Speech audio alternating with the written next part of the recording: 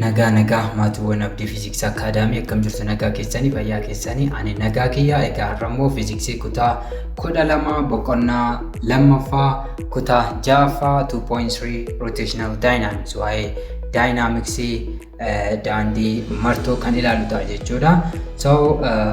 Kutaa har'aa keessatti wantoonni nuyi ilaallu jalqaba irratti torque ni ilaalla jechuudha. Egaa taatee humna daandii martoo irratti kan ta'e wanta daandii martoo yookiin sochii ofirra naanna'u gaggeessaa jiru tokkoof humni wantichi akka naanna'u taasisu torque jedhama jechuudha. Waa'ee kanaa ni ilaalla jechuudha. Jalqaba irratti itti aansuudhaan moment of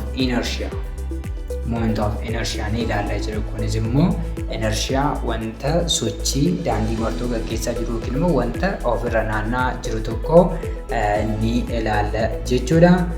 Akkasumas torque and angular acceleration, the relationship between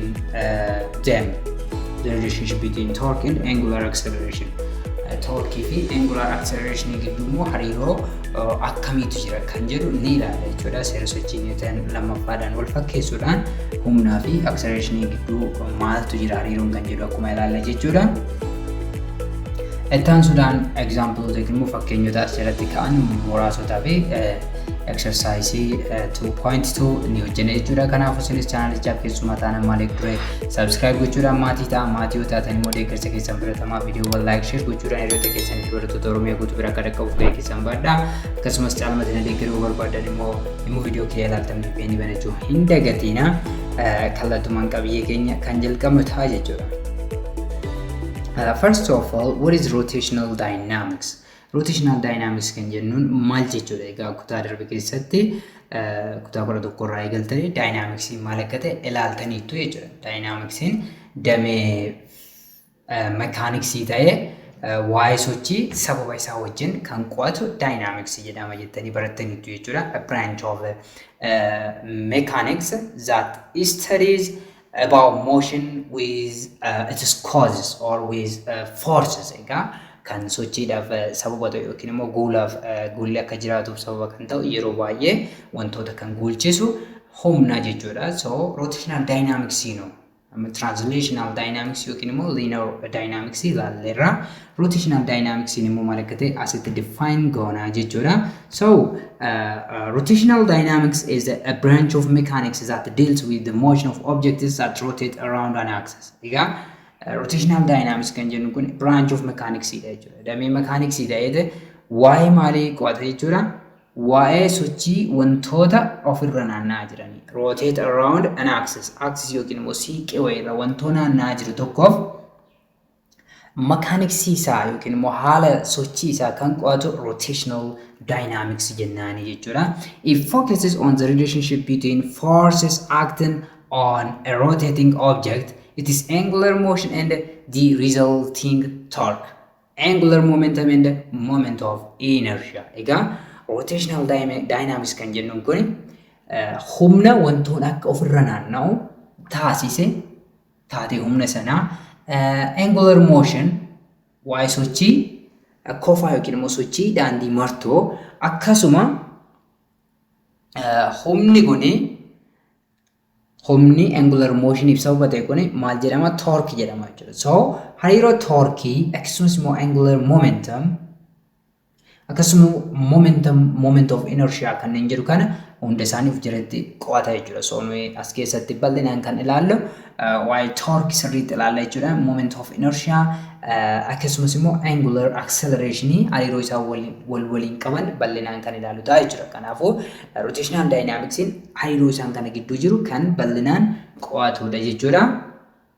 The first one is torque. Egaa dynamicsii rotational yookiin immoo daandii martoo yommuu dubbannu inni jalqabaa torque arganna jechuudha. Torque is the rotational effect of a force. Egaa torque kan jennu kun jalqabuma irratti maalidha jechuudha? Taatee daandii martoo yookiin immoo taatee humna kofa irratti yookiin immoo daandii martoo irratti jechuudha. Taatee humna kofa irratti yookiin immoo daandii martoo irratti. Fakkeenyaaf balbala keessan yommuu bantanii fi yommuu cuftan hin jirre maal ta'a? Balballi keessan ni naanna'a jechuudha. So humni isin dalageessitan suni wantoota daandii sirriirra hin oofne waan ta'eef wantichi balballi keessan akka hin jirre yookiin immoo aksisii isaarra naannoo taasisa jechuudha. So humni wantoonni akka naanna'an taasisu torque jedhama jechuudha. Torque is the rotational effect of force kan jennuun isa kanadha jechuudha. Torque is what causes an object to acquire angular acceleration. Egaa torque kan jennuun kun wantoon tokko angular acceleration yookiin immoo guula qofa akka qabaatu kan taasisudha jechuudha. Let F be a force acting on an object. Mee F'n humna qaama tokko irratti dalagaa yoo ta'ee fi RB is the distance from the axis of rotation. R immoo radiusii wantoon aksisii sochii irraa qabu yoo ta'e to the point of application of the force, the magnitude of the torque is given by. So yoo force in humna wantoon yookiin immoo wantoon irratti dalagaa yoo ta'e Arriin immoo distaansii siiqee sochii irraa yookiin immoo sochii daandii martoo irraa jiru yoo ta'e magnituudiin torkii keessanii yookiin immoo hammi torkii keessanii maal ta'a jechuudha. Egaa torkiin jalqaba irratti isa kanaan kan bakka bu'udha jechuudha. Torkiin isa kanaan bakka bu'a. So torque equals RF sin of theta. If theta is the angle between R and F, or the radius of the rotation from the axis, and F is the applied force. Yoo humni wantoota irratti dalagaa yoo ta'e torkiin keessan bifa kanaan kan argamu ta'a jechuudha. Torkiin bifa kanaan kan argamu ta'a jechuudha. So humni kun fakkeenyaaf bifa kanaan ilaalaa. Humni kallattii kanaan asii olee dalagaa. Egaa wantoo kana pivotiin yookiin immoo axis of rotation keenya iddoo kana yoo ta'e humna asirratti dalageessinii wantoo kana bifa kanaan anti-clockwise sochoosuu yoo barbaanne asii olee humni qofa kanaan dalagaa jechuudha. So radiusiin asii keessa amma asitti jira. Kallattiin radiusii bifa kanaan kana qabaata jechuudha. Kallattiin radiusii kana ta'a jechuudha. Akkanatti as keessa darba. So kallattii radiusii fi humna dalagaa gidduu qofni jiru theta jennaanii jechuudha. Sanaan booda F sin theta isa kana si olee ta'u jechuudha. Kan sarara kana wajjinu perpendicularii ta'u. Maal wajjinu? Kan R wajjinu perpendicularii ta'u fudhanna jechuudha. Sanaan booda torkiin keessan isa kanaan argama jechuudha. Torque is equals to radius multiplied by the perpendicular force to the radius. Humna radiusidhaaf perpendicularii ta'een baasuudhaan kan argannu yookiin immoo qofa iddoo kana jiru yoo beekne saayinii isaa barbaaduudhaan kan ittiin baasuudhaan argannudha jechuudha. Fakkeenya hojjennume. Okay, let's see example 2.15. The body in figure 2.15 is pivoted at O. Three forces act on it in the directions shown. F1 10 Newton at 8 meter from O. F2 16 Newton at 4 meter from O. And F3 equals 19 Newton at 3 meter from O. What is the net torque about O? Egaa fakkeenya kun maal jedha jechuudha. Kitaaba keessan irratti fiigariin isinii kenname xiqqoo ishee sirrii miti jechuudha. Humnoonni iddoo itti kennaman maaliifi F1 dhiyaatee kenname garuu 8 meetira irraa fagaatee jedhama. Kanaaf F1 as fagaachuudha qaba jechuudha. Bifa kanaan F2 immoo 4 meetira inni xiqqaan F3 dha 3 meetira irratti argama jechuudha. Bifa kanaan yoo qindeeffattan gaariidha jechuudha. So figariin keessan bifa kanaan yoo jiraate net torqueen about O yookiin immoo naannoo O'tti jiru maal ta'a jedhee nu gaafate jechuudha. So solution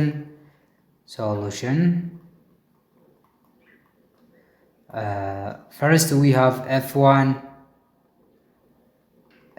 equals 10 Newton and R1 equals 8 meter. F2 equals, okay, here theta 1 equals to egaa qofni jalqabaa humna tokkoffaa fi raadiyeesii tokkoffaa gidduu jiru F1 isa kana jechuudha. Negatiiva 120 digriidha. Negatiiva maaliif jenne jechuudha? Clockwise dha qofni keenya kan kenname yoo ilaaltan clockwise waan ta'eef negative 120 degree or osoo arriin keenya kun akka sarara x itti fudhanne yookiin immoo siiqqee xaatti fudhanneeti from positive x axis clockwise direction waan ta'eef jechuudha kofni keenya F2 bira yoo dhaqxan F2n 16 newtonidha 16 newton and R2 equals R2 immoo 4 meter for meter theta 2 is counterclockwise amma 150 kana positive fudhanna maaliif radius irraa gara kallattii faallaa sochii isaatiitti jira waan ta'eef jechuudha 150 degree. Okay, what about F3? F3 equals 19 Newton. R3 equals 3 meter. And theta 3 equals 45 degree counterclockwise. Kallattii faallaa sochii isaatiitiin degree 45 dha jechuudha. Kanaafuu jalqaba irratti amma toorkii keenya yemmuu barbaannu toorkii tokkoffaa argachuu qabna jechuudha jalqaba irratti. Egaa gaafiin keenya kan gaafatamne maalidha jalqaba irratti kan gaafatamne net torqueidha jechuudha.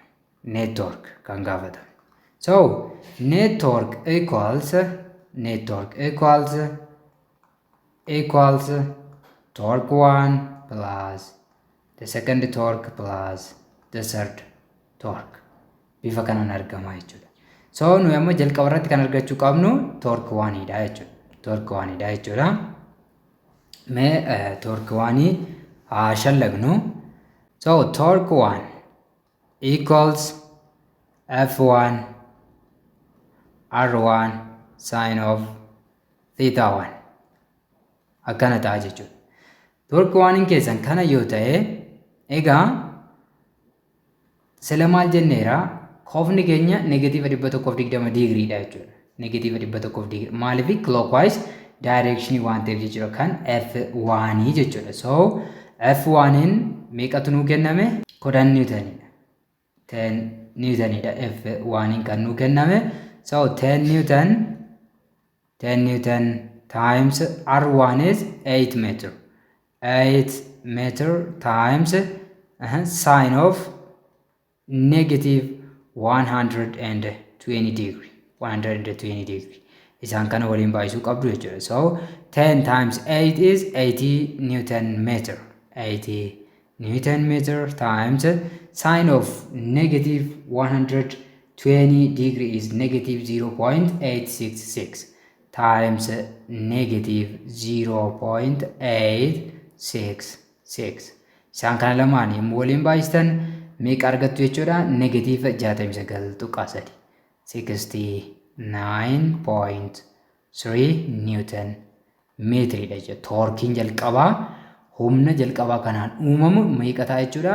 Negative 69.3 newton meetira. Negative 69.3 jechuun humni kun counter clockwise wantoota kana naanneessa jechuudha. Fakkeenyaaf wanta kana gadi buta waan ta'eef wanti kun osoo naanna'eeti maal ta'a jechuudha? Gadi socho'a. Gara kallattii kamitti socho'a jechuudha?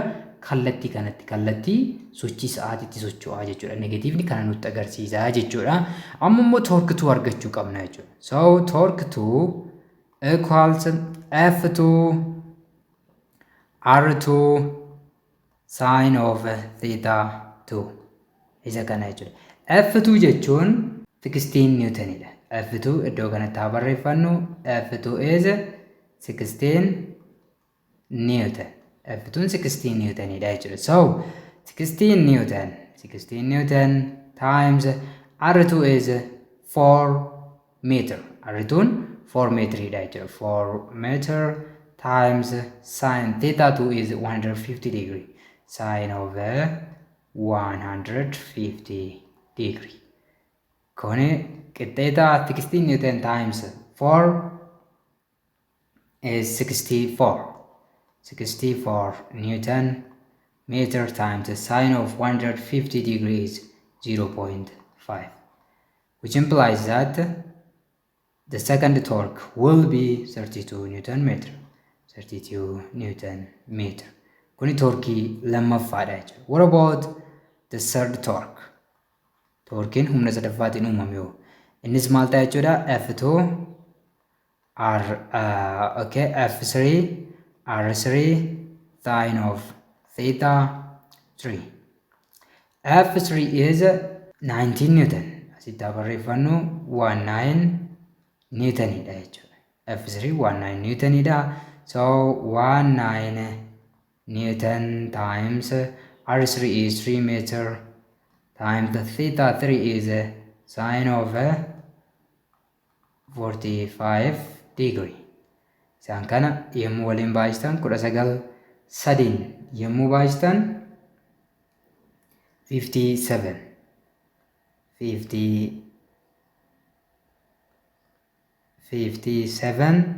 Newton meter times sine of 45 degree is 0.707.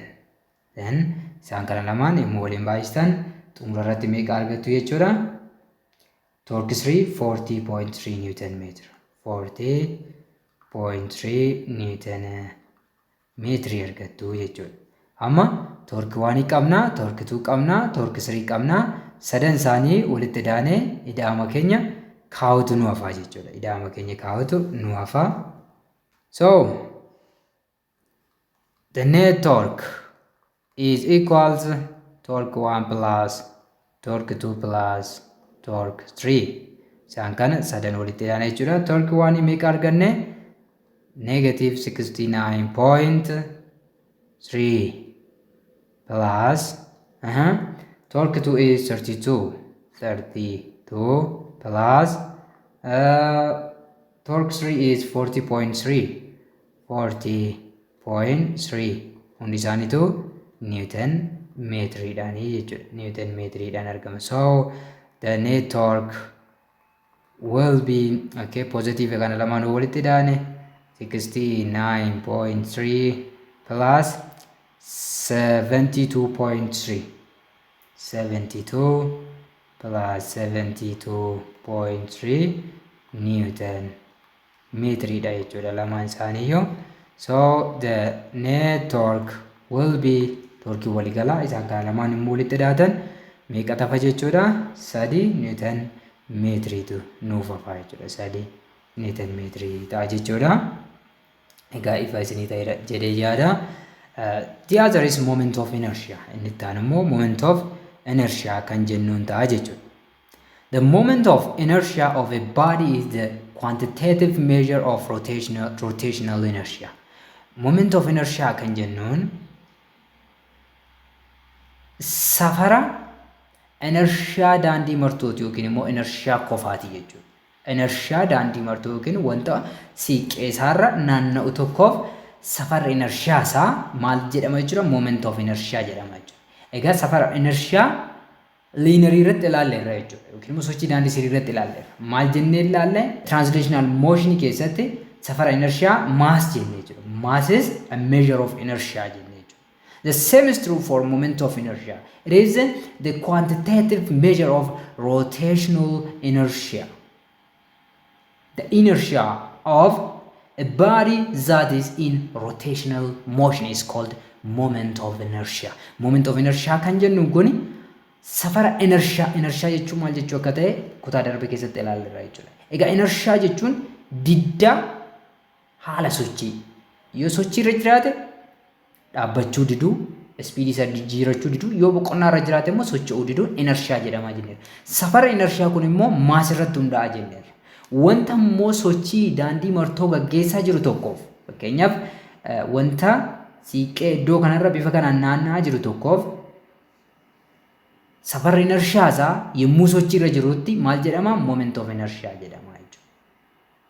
So just as in translational motion mass is a quantitative measure of linear inertia. Egaa akkuma sochii daandii sirrii irratti yookiin immoo linearii irratti maasiin hamma safara inertia daandii sirrii irraa akkuma ta'e inni kun immoo kan daandii martoo irraa ta'a jechuudha. The greater the moment of inertia of a rigid body or system of particles, the greater is its resistance to change in angular velocity about a fixed axis of rotation.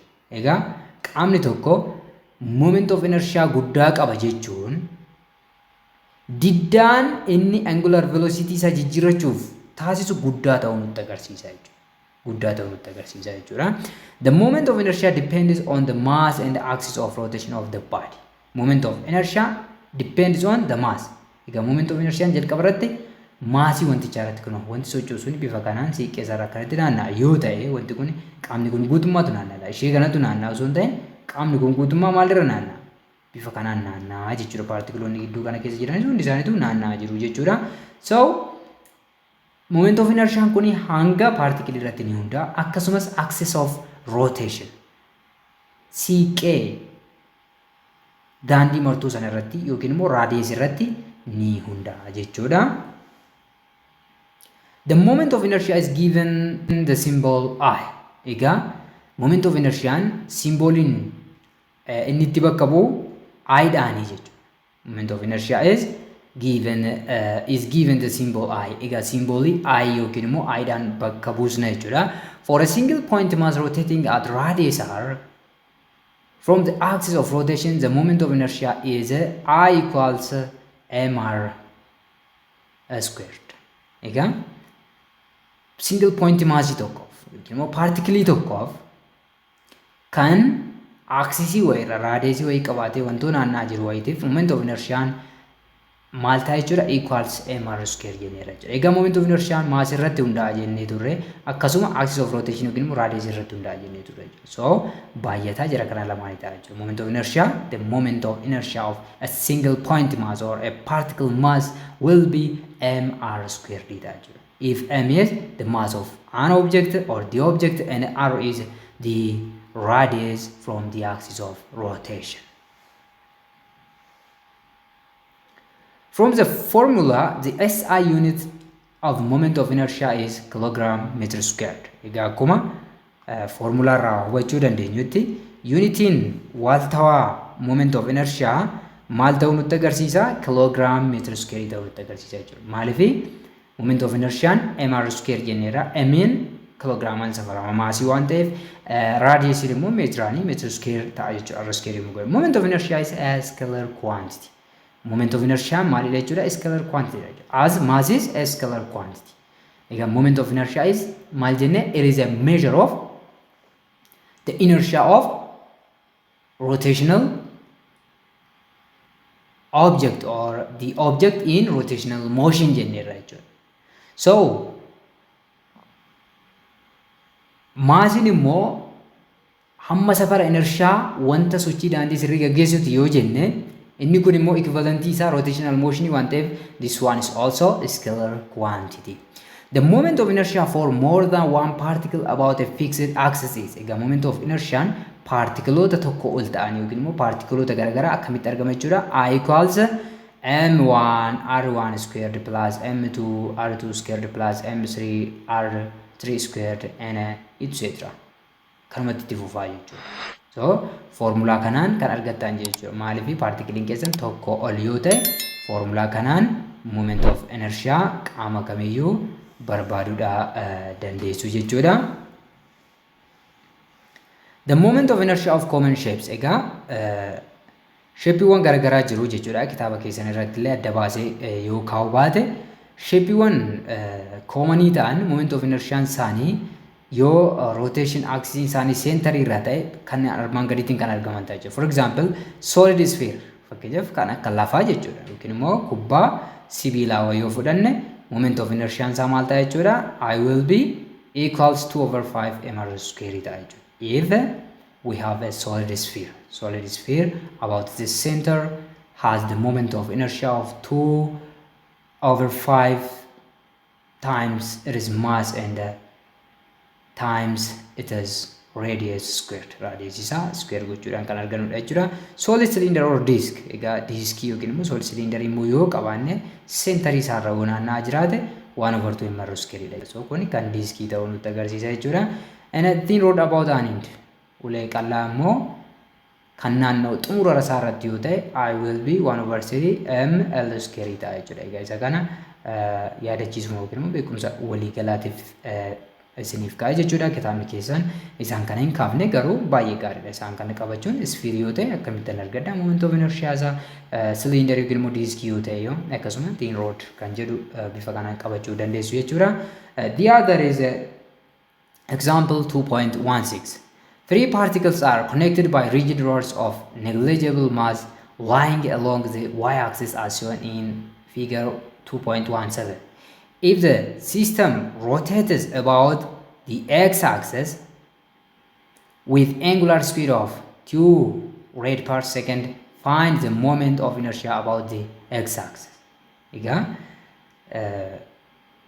maasiiwwan saditu roodii hangi isaa dagatame wayitiin bifa kanaan wal qabatanii jiru jechuudha. Sarara yaarratti tarraa'anii jiru. Hundi isaanii kun yoo bifa kanaan x-axisitti kan naanna'an ta'e, bifa kanaan x-axisitti kan naanna'an ta'e, angular speediin isaanii immoo 2 rad per second yoo ta'e, moment of inertia barbaadinu jedha jechuudha. Moment of inertia barbaadinu jedha jechuudha. Egaa solution jalqaba irratti m1 qabna. m1 is m1 surraa akaanu m1 asii gadee haa ilaallu. Asii gadee m1 tu jennee haa deemnu. m1 is 4 kg. Isa kana jechuudha. Isa asitti argitan kana 4 kg and the other is r. r1 equals positive 3. Egaa iddoon itti naannoo iddoo kana origin itti naanna'aa jira. Kan safaru nuyi kan ilaallu asirraa kaaneeti jechuudha. So positive 3 meter. Positive 3 meter. m2 equals m2 keessan immoo isa kana ta'a jechuudha. So 2 kilogram. m2 is 2 kg. And r2 keenya amma maal ta'a jechuudha. Egaa inni gara kanaa kuni counter clockwise naanna'aa jechuun warri gara kana jiran immoo clockwise naanna'u jechuudha. Kanaafuu r2 keenya negative an fudhannaa jechuudha. Negative 2 meter. Negative 2 meter. And m3 equals 3 kg. And r3 equals negative 4 meter. Negative 4 meter. So akkuma amma dubbanne egaa kan nuyi gaafatamne maalidha jechuudha. I netidha yookiin immoo I totalidha jechuudha. Yookiin immoo I net. Sistema kanaaf I netiin meeqadha jennee gaafatamne jechuudha. I net is equals to I1 plus I2 plus I3 ta'a. So I net equals egaa I1 jechuun M1 R1 square plus I2 jechuun M2 R2 squared plus M3 R3 squared jechuudha jechuudha. So I net equals M1 is 4 kg. 4 kg times 3 meter squared plus M2 is 2 kg. 2 kg times negative 2 meter squared plus M3 is 3 kg. 3 kg times negative 4 meter squared. So I net will be I net equals 4 times 9 plus isa kana jechuudha. 3 square in 9 ita 2 times 4 plus 3 times 1 6 4 negative 4 square yommuu ta'u 16 ta'a jechuudha. Unitiin kan hundaatu kilogram meters squared dha jechuudha. Kilogram meters squared ta'a jechuudha unitiin keessan. So I net or the total moment of inertia will be 4 times 9 is 36 plus 2 times 4 is 8 plus 3 times 16 is 48 in kilogram meters squared. So I net equals sankana yemmuu walitti dhaatan 92 kilogram 92 kg meters squared ta'a jechuudha. Kanaan maal argachuu dandeessu jechuudha. I net yookiin immoo moment of inertia sistema keessanii argachuu dandeessu jechuudha. There is the relationship between torque and angular acceleration. Amma kanatti aansinee immoo kan laallu hariiroo torkii fi angular acceleration gidduu jiru ilaallaa jechuudha. Torque and angular acceleration. When a number of individual forces act on a rotating object, yoo humnoonni garaagaraa wanta sochii daandii martuu yookiin immoo ofirra naanna'aa jiru tokko irratti dalageeffame, we can compute the net torque as maal jennee reesira yommuu dubbannu net torque will be torque 1 plus torque 2 plus torque 3 itti fufa jennee jechuudha. We can relate the net torque to angular acceleration alpha by the analogy with Newton's second law of motion F equals ma. Egaa torkii fi angular acceleration akkamitti walitti firoomsuu dandeenya jechuudha. Analogy yookiin immoo seera sochii Newton lammaffaa linear motionitii wal fakkeessuudha. Maal jennee achirratti F equals ma jenneerra jechuudha. Ma jenneerra. N maalidha? Linear acceleration idha. Ma is mass, or it is linear measure of inertia. Linear measure of inertia. So we can replace m by I. The rotational equivalent of m is I, or moment of inertia, and the rotational equivalent of a, or linear acceleration, is angular acceleration, or alpha. Isaan bakka buusnee jira kallattumaan. So f idhaaf rotational equivalent isaa torque dha. Torque will be moment of inertia times alpha jechuu dandeenya jechuudha. Maaliif torquein kun rotational equivalent of force idha, or it is the rotational effect of force jenneerra jechuudha. Mass in linear measure of inertia jenneerra jechuudha. Moment of inertia immoo rotational measure of inertia jenneerra. This one is linear acceleration and this one is angular acceleration. So sanganaan torkii fi hariiroon torkii fi acceleration gidduu jiru isa kana fakkaata jechuudha. So the angular acceleration of rotating object is proportional to the net torque on the object. Kun maalitti agarsiisa? Akkuma seera sochii Newton lammaffaa irratti humnii fi accelerationin hariiroo kallattii waliin qabaatan, torkii fi angular accelerationin hariiroo kallattii yookiin immoo proportionality sirrii waliin qabaachuu nutti agarsiisa jechuudha. Example 2.17 inni itti aanu fakkeenya 2.17 dha. When the torque of 16 Newton is applied to a certain wheel, the wheel acquires an angular acceleration of 24 rad per second squared. Find the rotational inertia of the wheel. Solution. Egaa torkiin qaama tokko irratti yookiin immoo gommaa tokko irratti dalagaa'ee maal uume jechuudha? Angular accelerationii 24 rad per second squared gommaan sun akka qabatu taasise. Kanarraa ka'uudhaan rotational inertia barbaadinu jedha. What is rotational inertia? Rotational inertia is moment of inertia of the wheel barbaadinu jedha jechuudha. So solution. Okay, first we have torque. Torque is 36 Newton meter, and alpha is alpha, or angular acceleration, is 24 rads per second squared. The required one is moment of inertia. Kan asitti akka shallagnuuf barbaadamne moment of inertia dha jechuudha. So we know that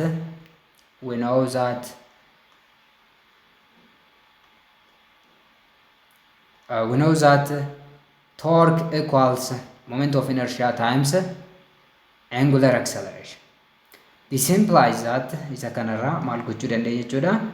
Moment of inertia dhaaf drive gochuu dandeenya jechuudha. I will be torque over alpha.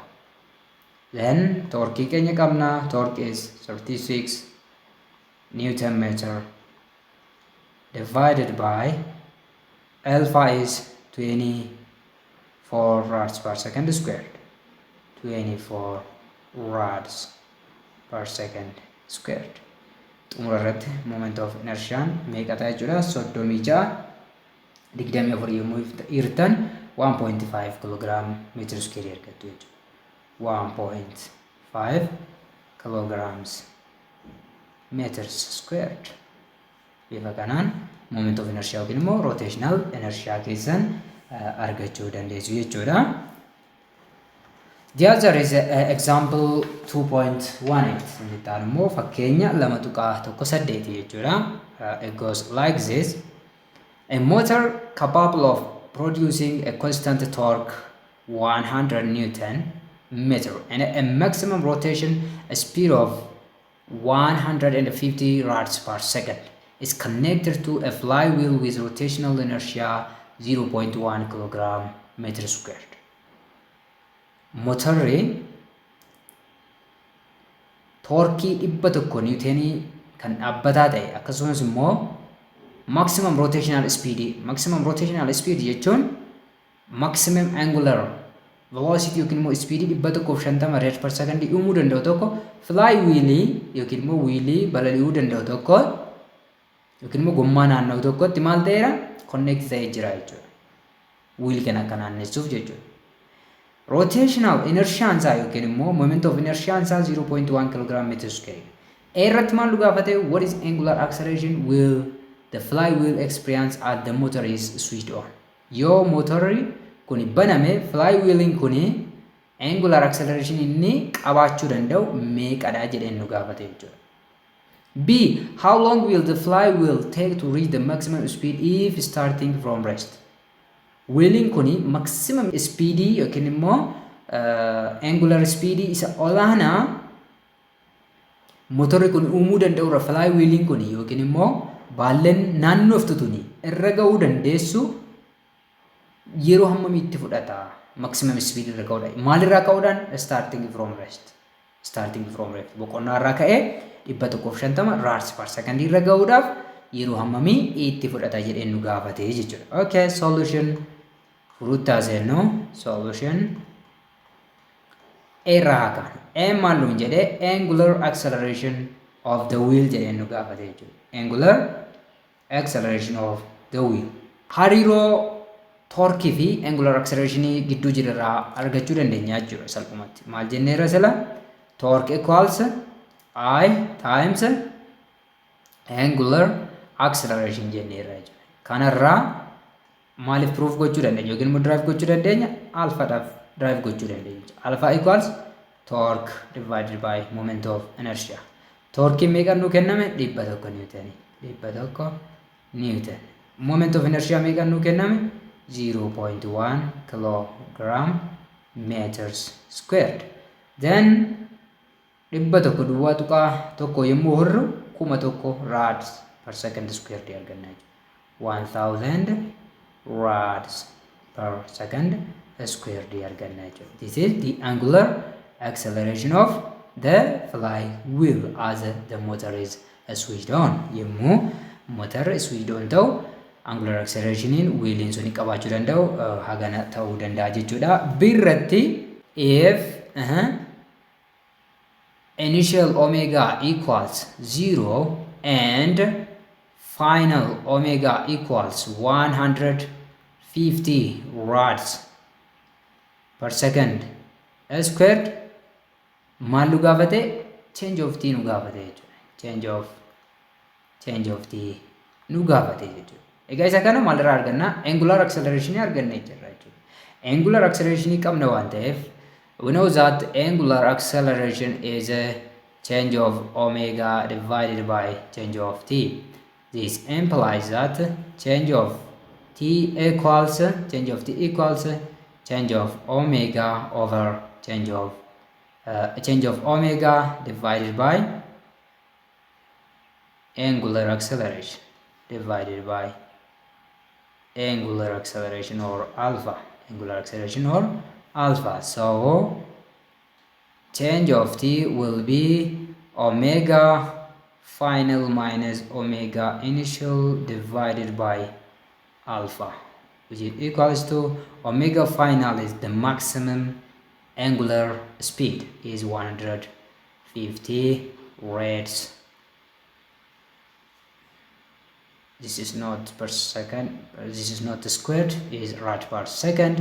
150 rad per second minus 0 ega from rest boqonnaa irraa ka'ee jedhee nu gaafate waan ta'eef divided by angular acceleration is 1000 rads per second squared meter. So change of t will be 150 hiruu 1000 ta'a jechuudha. Innis meeqa ta'a jechuudha 0.15 second 0.15 secondii ta'a jechuudha. So yeroo amma kanaa keessatti boqonnaa irraa yookiin immoo initial speed 0 irraa ka'ee maximum speed inni maddisiisuu danda'u 150 rad per second irra gahuu kan danda'udha jechuudha. The other is exercise 2.2. Ittaanu exercise 2.2 dha jechuudha. A force of 400 Newton is applied on the beam at a distance of 5 meter. Akkuma asirraa argitan humni 400 Newtonii ta'e tokko maal dhume jechuudha. Wanti tokko irratti yookiin immoo siistama tokko irratti yookiin foqqolcha tokko irratti axis of rotation yookiin immoo pivot point irraa meetira 5 asirratti akka argitan kun meetira 5 irratti dalagaa'e. Calculate the magnitude of the torque which turns the bar about pivot.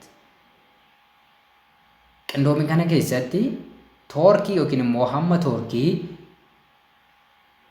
baarii kana yookiin immoo fonqolcha kana maalirra naannessu pivot point yookiin immoo axis of rotation irra naannessuuf barbaachisu barbaade jedhee nu gaafate jechuudha. Magnitude isaa nu gaafate jechuudha. So solution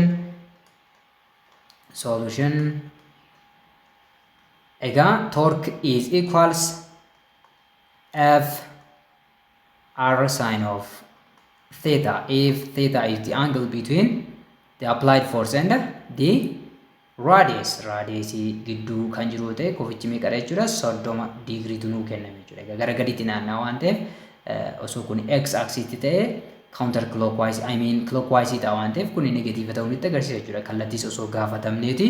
So torque equals F is 400 Newton. 400 Newton times R is 5 meter times sine of 30 degree.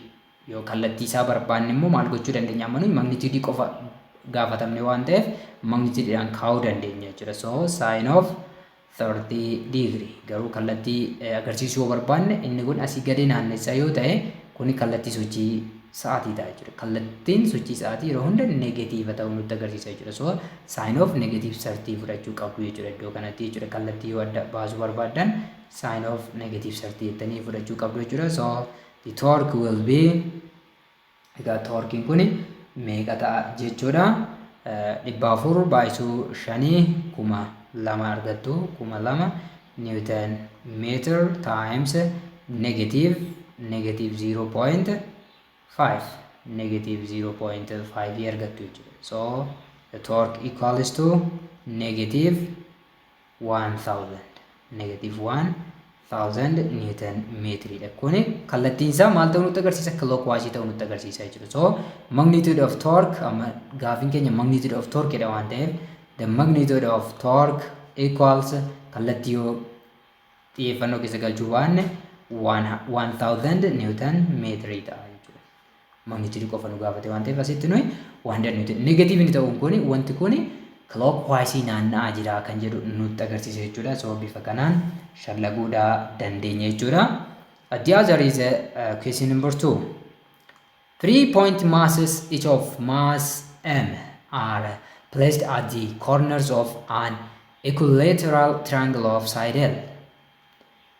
Hangi tuqaa ta'an yookiin immoo paartikilii ta'an walqixa ta'an M sadan isaanii fiixee rog-sadee rogoota walqixaa yookiin immoo equilateraalii irra ta'anii dheerinni isaanii L kan ta'e kan sadan isaanii equilateral triangle jechuun saayidiin sadan isaanii walqixa kan ta'an jechuudha. Find the moment of inertia of the system about an axis passing through one of the corners perpendicular to the plane of the triangle. Egaa moment of inertia sistema kanaa tuqaa kanneen keessaa kan barbaadan irratti barbaadaa jedhee nu gaafate jechuudha. Solution gara furmaatatti yommuu seennu solution egaa rog-sadee keenya jalqaba kaafachuudhaa qabna jechuudha. Rog-sadee keenya yommuu kaafannu meeqni walqixa haa jennu isin walqixxeeffadhaatii kaasaa rog-sadeen kun rogoon isaa walqixa ta'uu qabu jechuudha. Walqixa ta'uu qabu inni kun walqixa miti jechuudha. Isin akka walqixaatti fudhattu. So this is L, this one is also L, this one is also L. Egaa maasiiwwan keenya sadan iddoo akkam akkamii jiru jechuudha. Maasiin tokko iddoo kana jira. Maasiin tokko iddoo kana jira. M1 yoo jettaniin yookiin immoo simple M jechuu ni dandeessu jechuudha. Maasiin tokko immoo iddoo kana jira.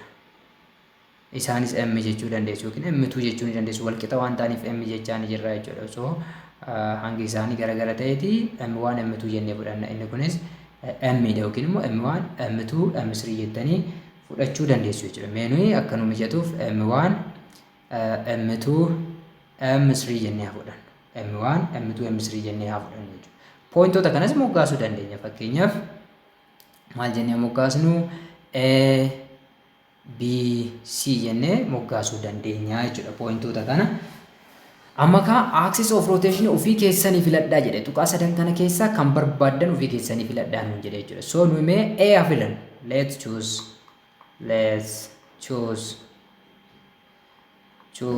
A as the axis of rotation. The axis of rotation. Akka axis rotationitti A fudhanna. B C fudhachuu dandeessu tokkuma dhufa jechuudha. Garaagarummaa homaayyuu hin qabu jechuudha. So A akka axis of rotationitti fudhanna jechuun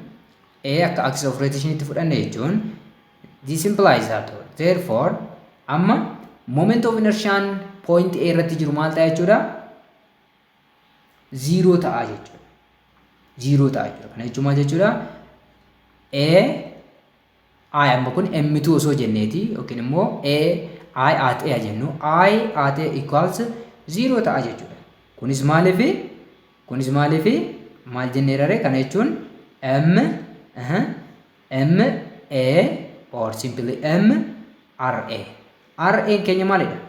But here RA equals to 0 ta'a waan ta'eef jechuudha. Equals to 0 waan ta'eef moment of inertia point A irratti point A axis of rotation goonee yoo filanne 0 ta'a. C goonee immoo osoo filanneeti moment of inertia axis 0 ta'a ture jechuudha. Then moment of inertia waliigalaa keessan formula keessan fayyadamtanii argattu jechuudha. So I net or simply I equals I1 plus I2 plus I3 ta'a jechuudha. I3 ta'a jechuudha. Egaa rog-sadii keenya irra deebinee kaafachuu dandeenya. Rog-sadiin keessan bifa kanaan jiraachuu danda'a jechuudha. L isa kanaan A jennee M2 jennee turre mee M1 haa jennu rakkoo qabu jechuudha. M3 sadan isaanii wal qixa waan ta'eef rakkoo qabu. So axis of rotation A filannee jirra jechuudha. So amma A eenyudha? M1 jenneera. So which equals to I equals I1 jechuun M1 R1 squared plus M2 R2 squared plus M3 R3 squared. But M1 equals M2 equals M3 equals M. Isaan kun hangoonni kun sadanuu wal qixa ta'uun nuu kennamanii jiru jechuudha.